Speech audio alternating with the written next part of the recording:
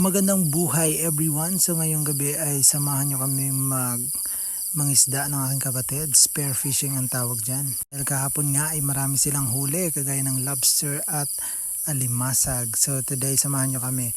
So ito yung simula ng aking panguhuli. So nakakita ako ng isang maliit na alimango.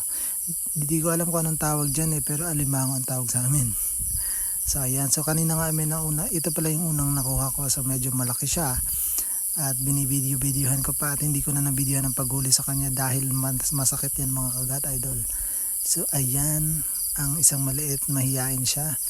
So sumuot siya sa tangina, hindi naman talaga ako marunong mag voice over Panoorin nyo na lang.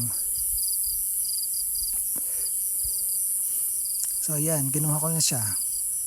So masakit pala yan makakagat idol, so hindi ko alam kung anong tawag dyan So sa kanila siguro tinatawag nila yung crabs.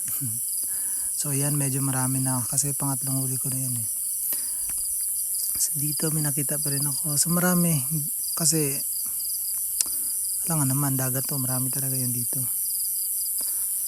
So dito sa amin pala ay marami kang makuhuli mga ganyan, lalo na kapag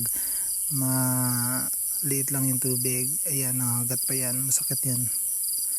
So pero yung dalawang malaking nahuli ko kanina hindi ko na videohan kasi baka mahulog yung phone ko, masakit yung mga gat. So, baka mahulog sa tubig. So pahirapan din yung maghuli niyan mga idol.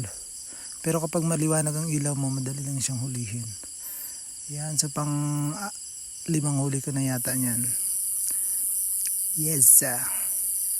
Wala naman talaga akong masasabi dahil first time ko ito, kaya sana supportahan niyo ako mga idol. Please. So yan, may nakatago dito sa bato. Nahirapan ako yung magkuha, pinukpok ko na lang. Tapos nung matanggal, wala, pumasok ko sa loob. Pero may nakuha pa rin ako sa ilalim niyan. Ayan, malaki. So nangalahati na yung balde ko dyan. So marami palang mga alimango dito. So ayan na, yung last na huli ko, grabing laki. At kinagat pa yung sapatos ko dyan. So inabang inantay ko yung kapatid ko, ayan na siya.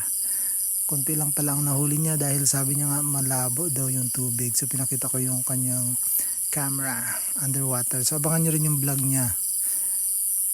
So ayan, binuhos niya. Sabi ko huwag mo dyan ibuhos daw. Dyan mo na ibuhos sa lupa. So ayan, hindi yan parrot fish yung isa. Kasi hindi naman yan mukhang parrot. So ito nga ang tinatawag nilang lapo. At yan, hindi ko na alam yan kung anong tawag dyan So yan. So hindi ako marunong mag voice over, sana next time magkaroon ako ng tip. Ayan, may nakuha pala akong talaba. Masarap daw yan, pero maliit naman ang laman. Yes. So yan, danggit. At lapo-lapo ulit. Samaral ba yung tawag nila dyan? Samaral. So first time ko palang sumama sa kapatid ko mag spear fishing, pero dahil nga malabo ang tubig, nangalimangon na lang ako. So awan ng Diyos, marami rin akong huli. So ito pala ang kanyang pana. Grabing lupit niyan mga idol. Masakit yung makatusok. So kanyang yapak at yung kanyang camera. So yan, umuwi na kami agad dahil saglit lang naman yan. Kasi wala kang tubig. Butang labo naman ng tubig doon. So pero habang pauwi na kami, siyempre video. Yan pala ang baryo namin mga idol. So duman kami sa bilihan ng tinapay para may makain kami pag uwi. So dyan ang tatapos ang aking vlog. Good luck!